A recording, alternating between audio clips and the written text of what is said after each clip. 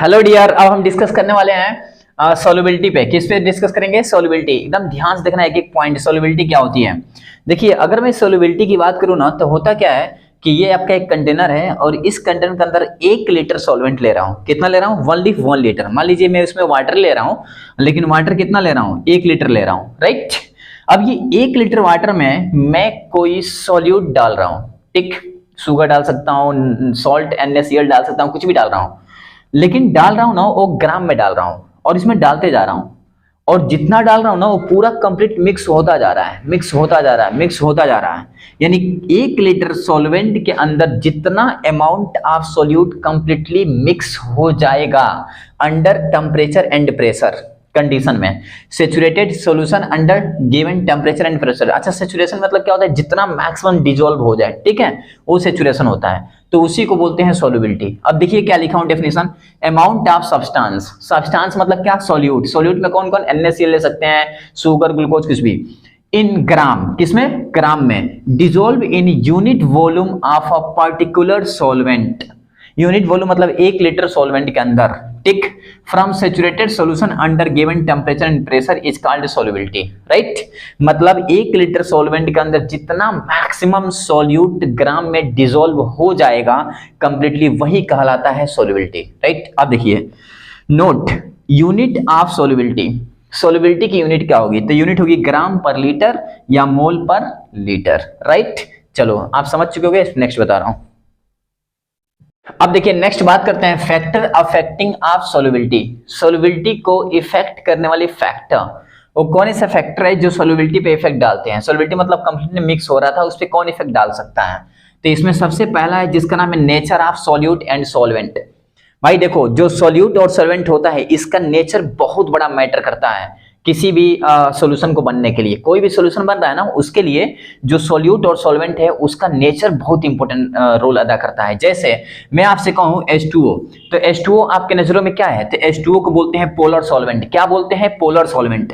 अच्छा, H2O को polar solvent क्यों बोलते हैं? तो देखिए, जब H2O की बात करूं ना, तो इसको हम ब्रेकअप कराते हैं, पहले इसका स्ट्रक्चर बनाते हैं। तो ऐसा कुछ स्ट्रक्चर बनता है इसका, आप देख रहे होंगे, इसका ये स्ट्रक्चर है। और ऑक्सीजन के पास क्या होता है? लोन पेयर होता है, तो 2 लोन पेयर में दिखा दिया। और ये हाइड्रोजन है, और ऑक्सीजन की इलेक्ट्रोनेगेटिविटी सबसे हाई होती है, जिसके कारण ये इलेक्ट्रॉन को अपने तरफ अट्रैक्ट करता है। जब अट्रैक्ट करता है तो पार्शियल नेगेटिव चला जाता है, राइट। और जो हाइड्रोजन होता है इसमें पार्शियल पॉजिटिव आता है। तो आप देख रहे होंगे कि H2O के पास पार्शियल नेगेटिव ऑक्सीजन पे आ रहा है, हाइड्रोजन पे पार्शियल पॉजिटिव आ रहा है। Why? What reason behind it? Because oxygen electronegativity क्या होती है? हाई होती है। अब सुनिए, मैं कहूंगा आपको कि आप देखिए, इसके पास ऑक्सीजन के पास निगेटिव और हाइड्रोजन के पास क्या? पॉजिटिव आ रहा है, यानी इसमें पॉजिटिव निगेटिव दोनों क्रिएट हो रहे हैं। और इसके पास लोन पेयर भी है, तो ये तुम्हारा क्या कहलाएगा? इसके पास हाई इलेक्ट्रोनेगेटिव ही है, तो ये कहलाएगा तुम्हारा पोलर। क्या कहलाएगा? पोलर। ध्यान दीजिएगा, लोन पेयर भी है, हाई इलेक्ट्रोनेगेटिव एलिमेंट है, इलेक्ट्रॉन अट्रैक्ट कर रहा है, तो ये पोलर में कन्वर्ट हो जाएगा, टिक। क्योंकि एक पे निगेटिव एक पॉजिटिव आएगा और किसी के साथ जाकर जुड़ जाएगा। अब सुनिए, मैं कहूं NaCl। अब सुनिए, मैं NaCl की बात करूं तो NaCl Na+ होता है, Cl- होता है। यहाँ पॉजिटिव और निगेटिव होने के कारण ये क्या है? पोलर शो कर रहा है, तो ये पोलर है, राइट। और पोलर एक साथ मिक्स होकर के सॉल्यूशन बनाते हैं। बट अगर मैं आपसे कहूं कि पोलर नॉन पोलर के साथ मिक्स हो सकता है, नॉट पॉसिबल। कभी भी पोलर नॉन पोलर के साथ मिक्स नहीं हो सकता, कभी नॉन पोलर पोलर के साथ मिक्स नहीं हो सकता, ठीक है। बट पोलर पोलर के साथ मिक्स हो सकता है, नॉन पोलर के साथ मिक्स हो सकता है, और ये दोनों सॉल्यूशन बना सकते हैं। तो ये पोलर और ये भी पोलर, ये मिक्स होकर सॉल्यूशन बनाएगा, तो ये बन गया सॉल्यूशन। अच्छा, आप देखिए NaCl क्या है? सॉल्यूट, लेकिन कैसा है? पोलर है। अच्छा, H2O क्या है? सॉल्वेंट, लेकिन कैसा है? पोलर है। तब जाकर के ये सॉल्यूशन बनाया, अदरवाइज सॉल्यूशन नहीं बनता, तो सॉल्युबिलिटी होएगा ही नहीं, राइट। आप देखिए सेकंड, बेंजीन की बात करूं तो बेंजीन क्या है आपका? Non polar. बिकॉज बेंजीन में सब कार्बन होते हैं, हाइड्रोजन से अटैचमेंट होता है, और उसमें कोई भी लोन पेयर नहीं होता है, उसमें कोवैलेंट बॉन्ड होता है, इसलिए बेंजीन आपका नॉन पोलर है। जैसे स्ट्रक्चर बनाने की बात करूं तो ये कुछ ऐसा स्ट्रक्चर होता है बेंजीन का, आप पढ़े होंगे 11th में। ये आपका बेंजीन का क्या है? स्ट्रक्चर। यहाँ पे H होते हैं। बताइए, इसमें कहीं भी कार्बन के पास लोन पेयर दिखाई दे रहा है आपको? नहीं, लोन पेयर कहीं है ही नहीं। हाइड्रोजन और कार्बन के बीच में कौन सा बॉन्ड बन रहा है? कोवैलेंट बॉन्ड बन रहा है, आयनिक बॉन्ड बन ही नहीं रहा। तो ये आपका क्या है? नॉन पोलर है, राइट। तो ये नॉन पोलर। अच्छा, CCl4 कार्बन टेट्राक्लोराइड, ये भी आपका नॉन पोलर है। What reason behind it? क्योंकि कार्बन से जितना भी Cl अटैचमेंट है, Cl, तो बताइए कार्बन के पास लोन पेयर है क्या? नहीं, सेंट्रल एटम है। अच्छा, कौन सा बॉन्ड बना रहा है? कोवैलेंट बॉन्ड बना रहा है, तो ये भी तुम्हारा क्या है? नॉन पोलर है। और जब नॉन नॉन पोलर के साथ मिक्स होता है तो क्या बनाता है, सॉल्यूशन। तो ये भी सॉल्यूशन बन जाएगा, राइट। तो आप नेचर की बात कर रहा था ना मैं, सॉल्यूट सॉल्वेंट का, बताइए यहाँ पे सॉल्यूट किस नेचर में है, पोलर, यहाँ पे किस नेचर में है, नॉन पोलर, समझ रहे हैं ना। तो इसी नेचर की बात कर रहा था मैं। यहाँ देखिए बेंजीन है नॉन पोलर, अच्छा वाटर के साथ ये मिक्स हो सकता है क्या, सॉल्यूशन बनाएगा ही नहीं, वाई, क्योंकि ये नॉन पोलर है, ये पोलर है, कभी एक दूसरे के साथ मिक्स हो ही नहीं सकते। तो ये हो गया आपका nature of solute and solvent. अब मैं बताने जा रहा हूँ, इसका स्क्रीनशॉट लीजिए फिर बता रहा हूँ। चलिए अब बात करने वाले हैं टेम्परेचर। इधर देखिए टेम्परेचर का इफेक्ट। अब देखिए फैक्टर अफेक्टिंग ऑफ टेम्परेचर की बात करता हूँ सॉल्युबिलिटी केस में। अभी किसकी बात कर रहा था मैंने, तो अभी नेचर ऑफ सॉल्यूट सॉल्वेंट की बात करता हूं। अब मैं किसकी बात कर रहा हूं, टेम्परेचर। इधर देखो, इधर इधर इधर, अगर मैं टेम्परेचर को बढ़ाऊं, क्या बोल रहा हूं, अगर मैं टेम्परेचर को बढ़ाऊं तो सॉल्युबिलिटी क्या होगी, इंक्रीज कर जाएगी। फिर बोल रहा हूं टेम्परेचर बढ़ाऊं तो सॉल्युबिलिटी क्या होगी, इंक्रीज कर जाएगी। सॉल्युबिलिटी मतलब जल्दी जल्दी मिक्स होगा, राइट। मान लो सपोज मैंने वाटर लिया, उसके अंदर NaCl डाल दिया और डालने के बाद उसको छोड़ दिया। फिर मैंने वाटर लिया, उसके अंदर NaCl डाला और उसमें टेम्परेचर बढ़ाया। तो एक तो बिना टेम्परेचर के बढ़ाए छोड़ा हूं और एक टेम्परेचर बढ़ा रहा हूं। तो जिसमें टेम्परेचर बढ़ा रहा हूं वो जल्दी मिक्स हो जाएगा और जिसका टेम्परेचर नहीं बढ़ा रहा हूं वो टाइम लेगा, राइट। तो इसकी बात कर रहा हूं। तो सोचो होता क्या है कि कुछ सब्सटेंस, मोस्टली कुछ सब्सटेंस ऐसे हैं इस दुनिया में जिसको अगर हम वाटर में डाल के टेम्परेचर बढ़ाए तो जल्दी मिक्स होगा, वो सॉल्युबिलिटी उसकी क्या होगी, बढ़ जाएगी, मतलब जल्दी मिक्स हो जाएगा वो, राइट। अब देखो यहाँ टेम्परेचर बढ़ा रहा हूँ, सॉल्युबिलिटी बढ़ गई, मतलब जल्दी जल्दी मिक्स हो रहा है। अब जल्दी मिक्स हो रहा है तो कौन सा सब्सटेंस है, तो आपका NaNO3, sodium nitrate. Sodium nitrate को वाटर में डाल दो तो सिंपल फंडा है, हीट दे रहे हो तुम, सोल्यूशन बन जाएगा जल्दी। फिर मान लो NaCl, नमक को पानी में डाल दो, हीट दो, ऑन द स्पॉट सोल्यूशन बनाएगा। अच्छा ये हीट ले रहा है, बना रहा है, तो ये एंडोथर्मिक है, राइट। एंडोथर्मिक क्या होता है, एक ऐसा रिएक्शन जिसमें हीट एब्जॉर्ब होती है, राइट। तो इन सब में हीट एब्जॉर्ब होती है। तो ये आपका हो गया टेम्परेचर बढ़ाएंगे सॉल्युबिलिटी बढ़ेगी in the case of endothermic. और उनके दो एग्जांपल्स हैं, बोर्ड में लिख लेना, आसानी से राइट कर लेना, ठीक है, ओके। अब बात करता हूं second case. There are two case, यहाँ पे दो केस हैं, एक एक्स्ट्रा केस है। उस केस में क्या होता है कि अगर हम टेम्परेचर बढ़ाएंगे भी तो सॉल्युबिलिटी, चाहे कुछ भी कर लें, टेम्परेचर में सॉल्युबिलिटी कांस्टेंट रहती है, ठीक है। दो वाला केस नहीं पढ़ना, दो ही पढ़ना अपन को, एनसीईआरटी में दो ही दिया है, एंडोथर्मिक एंड एक्सोथर्मिक, ठीक। अब मैं बात करता हूं एंडोथर्मिक, उसका एक्सोथर्मिक केस में। देखो टेम्परेचर बढ़ाएंगे सॉल्युबिलिटी घट जाएगी, वाओ। इसमें क्या हो रहा था कि टेम्परेचर बढ़ा रहा था, सॉल्युबिलिटी बढ़ रही थी। एग्जांपल NaCl था, NaNO3 था, और भी KNO3 भी ले सकते हो। लेकिन इसमें क्या है कि हम टेम्परेचर बढ़ा रहे हैं, सॉल्युबिलिटी घट रही है एक्सोथर्मिक केस में। इसमें क्या होता है, एग्जांपल सेरियम सल्फेट, CeSO4 का ट्वाइस वाटर के साथ रिएक्ट करता है, सॉल्यूशन बनाता है, बट इसमें से हीट रिलीज होती है। और जिसमें से हीट रिलीज होगी, सिंपल फंडा है कि उसकी सॉल्युबिलिटी क्या होगी, कम होगी।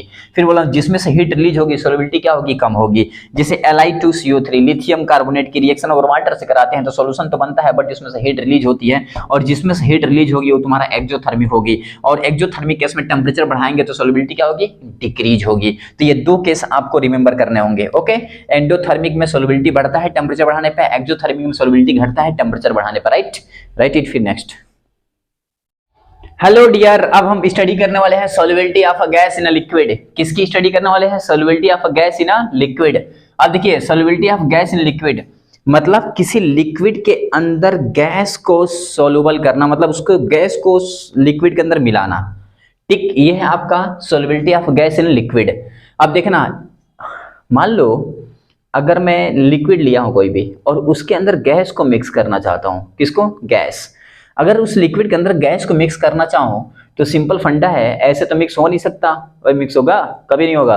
अगर मैं कोई लिक्विड है उसके अंदर नमक डालूं तो वो जाके मिक्स हो सकता है, लिक्विड है शुगर डाल दूं वो जाके डिजोल्व हो सकता है। बट अगर लिक्विड है उसमें गैस को मैं कहूँ, गैस को जा बेजा मिक्स हो जा, जा, पॉसिबल है क्या, नॉट पॉसिबल। गैस को हम ऐसे मिक्स नहीं कर सकते। मान लो यहाँ वाटर लेके आया हूं और ला करके उसमें गैस डालूं, ठीक, गैस उससे टकरा के वापस चला आएगा, उसमें मिक्स होएगा ही नहीं। यानी अगर गैस को मुझे वाटर लिक्विड के अंदर मिक्स करना है तो मुझे प्रेशर डालना होगा। क्या डालना होगा, प्रेशर। अब जब प्रेशर डालना होगा ना, तो इसी को देखा कौन, हेनरी। और हेनरी ने अपना एक नियम दिया, कहा कि अगर किसी कंटेनर में लिक्विड है और उस लिक्विड में हमको गैस मिक्स करना है, जब गैस मिक्स करना है तो गैस को मिक्स करने के लिए प्रेशर डालना होगा। और प्रेशर हम डालेंगे तो उसे एक्सटर्नल प्रेशर बोलते हैं। अब इस एक्सटर्नल प्रेशर के थ्रू हम गैस को मिक्स करना चाहते हैं लिक्विड के अंदर। तो इसने कहा कि जो प्रेशर हम लगाएंगे इस गैस को मिक्स करने के लिए, तो जितना ज्यादा प्रेशर लगाएंगे उतना ज्यादा गैस उस लिक्विड के अंदर मिक्स होगा। बोल सही बात है ना, 100%। जितना ज्यादा हम प्रेशर लगाएंगे उतना ज्यादा गैस उस लिक्विड के अंदर मिक्स होगा। प्रेशर कम लगाएंगे तो गैस कम मिक्स होगा, राइट। अब इसने देखा कि जितना ही ज्यादा हम प्रेशर डाल रहे हैं उतना ही ज्यादा गैस मिक्स हो रहा है, यानी गैस के अमाउंट ऑफ गैस जो डिजोल्व हो रहा है वो डिपेंड कर रहा है उसके प्रेशर पर। और इसी को देखा हेनरी ने अपना एक लॉ बना दिया, कहा कि amount of gas dissolve is directly proportional to the external pressure बोल सकते हो या पार्शियल प्रेशर बोल सकते हो, राइट। ये यहाँ लिखा है the amount of a gas dissolve in a liquid is directly proportional to the external pressure applied on it, ठीक। ये वाला डेफिनेशन थोड़ा अच्छा लगता है। इसमें देखो एक ये डेफिनेशन है, solubility of a gas in a liquid is directly proportional to the partial pressure of that above the liquid surface। अपन को ये अच्छा लगता है, ठीक। तो यही समझ लेना, ठीक। मतलब एक्सटर्नल प्रेशर हम लगाएं तो जितना उसमें गैस होगा वो मिक्स होता जाएगा, जितना ज्यादा प्रेशर बढ़ाएंगे उतना ज्यादा मिक्स होगा, यानी pressure is directly proportional to the mole fraction of gas, right. Mole fraction of gas amount of gas को बताता है। अब देखिए pressure directly mole fraction of gas, तो प्रेशर को P इसको इक्वल टू करेंगे तो कोई कांस्टेंट आएगा जिसको हम लिखते हैं KH, और KH एक हेनरी कांस्टेंट है, इसको बोलते हैं हेनरी कांस्टेंट, ये मोल फ्रैक्शन ऑफ गैस। और आप जानते हैं कि मोल फ्रैक्शन कभी भी होता है number of mole of gas by number of mole of gas plus number of mole of solvent, यानी number of mole upon total number of mole. तो वही यहाँ पे लिखा हूँ, number of mole gas gas plus water, right. तो ये रहा आपका हेनरी लॉ, यही total all about Henry law है, ठीक। कुछ नहीं है, it is very easy, you can solve it, you can easily consider it, right, okay. अब हम डिस्कस करने वाले हैं application of Henry law. It is very most important, direct board में आता है, ठीक है। कहेगा what is Henry law, explain about Henry law and right its application of Henry law. Henry law का एप्लीकेशन लिख के दिखाओ, राइट। अब देखिए इधर देखिए, इधर मैं बात करता हूँ एप्लीकेशन, मतलब हेनरी लॉ का एप्लीकेशन क्या है, मतलब इसका यूज क्या है हेनरी लॉ का, इस पढ़ने का मतलब क्या है, हेनरी लॉ क्यों पढ़ रहे हैं हेनरी लॉ। तो देखिए सबसे पहले dissolution of CO2 in a soft drink. आप जितने भी सॉफ्ट ड्रिंक देख रहे हैं उस सॉफ्ट ड्रिंक के अंदर क्या होता है, CO2 होता है। फिर बोल रहा हूं जितने भी आप सॉफ्ट ड्रिंक देख रहे हैं उस ड्रिंक के अंदर क्या प्रेजेंट होता है, CO2 प्रेजेंट होता है। और जैसे आप जाएंगे, आप पीते होंगे सॉफ्ट ड्रिंक, उसको जब ओपन करते होंगे देखते होंगे ना कैसे निकलता है गैस, उसमें से ऑन द स्पॉट गैस निकलता है ना, देखते हो कि नहीं, देखते हो यार, उसमें से गैस निकलता है। कौन सा गैस रहता है उसके अंदर, CO2 गैस होता है, ठीक। तो ये सॉफ्ट ड्रिंक के अंदर होता है, ठीक, डिसोल्यूशन। अच्छा वो CO2 गैस कैसे डिसोल्व होता है उसके अंदर, प्रेशर डालकर डिसोल्व किया गया होता है, राइट। तो हेनरी ने ये तो कहा था ना कि गैस को हम लिक्विड के अंदर मिक्स करेंगे, और जब गैस को लिक्विड के अंदर मिक्स करेंगे तो क्या डालना पड़ेगा, मुझे प्रेशर डालना पड़ेगा, और जब प्रेशराइज करेंगे तब गैस मिक्स होगा, फिर उसको हटाएंगे तो सिंपल फंडा है उसमें CO2 गैस निकलेगा, राइट। अब देखो second, dissolution of O2 in blood. जैसे हम लोग सुबह में क्या करते हैं, मेडिटेशन या एक्सरसाइज करते हैं, जब एक्सरसाइज करते हैं तो लंबी सांस लेते हैं, जब लंबी सांस लेते हैं तो जब लेते हैं तो क्या करता है, जाता है एल्वोलाई के, जब जाता है ना तो हमारे क्या लंग्स के अंदर क्या होता है, एल्वोलाई होता है, जिससे वो क्या करता है, एल्वोलाई, ठीक, जो भी होता है एल्वोलाई, और उससे क्या करता है वो स्ट्राइक करता है, स्ट्राइक करके ब्लड के अंदर मिक्स होता है। और जब ब्लड के अंदर मिक्स होता है ना तो अच्छा क्यों स्ट्राइक करता है, क्योंकि लंबी सांस लेते हैं तो प्रेशर डाल रहे हैं, ठीक, O2 ऑक्सीजन ले रहे हैं, प्रेशर डाल रहे हैं, तो जाके स्ट्राइक करता है, उसमें प्रेजेंट नर्व सिस्टम जो होते हैं उससे जाकर उसमें ब्लड होते हैं, उसमें जाकर वो मिक्स होता है, ब्लड के अंदर जाके ऑक्सीजन मिक्स होकर पूरे बॉडी में जाता है, राइट। तो ब्लड क्या है आपका, लिक्विड है, उसके अंदर कौन मिक्स हो रहा है, O2 मिक्स हो रहा है। क्यों मिक्स हो रहा है, क्योंकि हम प्रेशर डाल रहे हैं, ऑक्सीजन को ले रहे हैं, राइट। तो इसलिए तुम्हारा लिखा है dissolution of O2 in a blood. अब हम बात करते हैं addition of N2 in O2 cylinder of mountain climber. जितने भी लोग माउंटेन पे जाते हैं तो आप सोचो, अगर हम बात करें ATM का, इसको बोलते हैं एटमॉस्फेयर। अब ATM वो जो लगा है वो ATM नहीं, एटमॉस्फेयर की बात करता है। अच्छा पता है प्रेशर का यूनिट क्या होता है, ATM। और 760 mmHg की बात करूं तो 760 mmHg प्रेशर होता है एटमॉस्फेयर, ठीक, ये एटमॉस्फेरिक प्रेशर है। बट अगर इसको सेंटीमीटर में चेंज करना चाहूँ तो 76 सेंटीमीटर Hg होता है, ठीक है। It is atmospheric pressure in centimetre, right. अब सुनिए, ये तो हो गया आपका एटमॉस्फेयर प्रेशर। अब मैं आपसे कहूं कि मान लीजिए इतना प्रेशर यहाँ पे एटमॉस्फेयर के अंदर है, जैसे हम लोग ऊपर बढ़ने लगते हैं और माउंटेन पे ऊपर कोई भी इंसान चढ़ने लगता है, जब माउंटेन पे जाता है तो होता क्या है कि जो ये ATM है ना प्रेशर, ये प्रेशर डिक्रीज होने लगता है। और जब प्रेशर डिक्रीज होने लगता है तो पता है आपको pressure directly proportional to the oxygen होता है। प्रेशर डिक्रीज होगा तो ऑक्सीजन भी लेवल क्या होगा, कम होने लगेगा। और जैसे कोई भी इंसान माउंटेन पे जाने लगता है तो प्रेशर कम होने लगता है, ऑक्सीजन लेवल गिरने लगता है, कम होने लगता है, डिक्रीज होने लगता है। और जब ऑक्सीजन लेवल डिक्रीज होने लगता है तो एक टाइम ऐसा है कि ऑक्सीजन लेवल सबसे कम हो जाएगा और इंसान क्या होगा, डेथ कर जाएगा। तो इससे बचने के लिए अपन किसका यूज करते हैं, तो अपन यूज करते हैं N2 विद ऑक्सीजन सिलेंडर, यानी एक सिलेंडर यूज करता है जो माउंटेन क्लाइंबर होता है और सिलेंडर यूज करके लेकर जाता है माउंटेन के ऊपर। उसमें नाइट्रोजन ऑक्सीजन होता है, जो नाइट्रोजनवा होता है वो प्रेशरवा को बढ़ा देता है, और जब प्रेशरवा को बढ़ाएगा तो सिंपल फंडा है ऑक्सीजनवा लेवल में रहेगा, ठीक, ना घटेगा ना बढ़ेगा। और यही कारण है कि नाइट्रोजन को ऑक्सीजन के अंदर मिक्स करता है, और नाइट्रोजन एक तरह का आपका क्या बोलते हैं अपन, अच्छा हाँ, इसको जैसे नाइट्रोजन जो होता है ना, नाइट्रोजन जल्दी रिएक्ट नहीं करता है, क्या नहीं करता है, रिएक्ट नहीं करता है, इसे इसका नाम है इनर्ट गैस, क्या बोलते हैं, इनर्ट गैस। यानी नाइट्रोजन का एक दूसरा नाम इनर्ट गैस भी है, ठीक। अच्छा, आप देखते होंगे जितनी भी चिप्स वाली होती है ना, चिप्स जो खाते हैं बच्चे, चिप्स, उसके पैकेट होती है, पैकेट में क्या होता है, भरी होती है गैस, जो गैस भरी होती है किसका होती है, नाइट्रोजन का। वाई? क्योंकि नाइट्रोजन उसमें प्रेजेंट जो सब्सटेंस होता है उससे रिएक्शन नहीं करता है, राइट।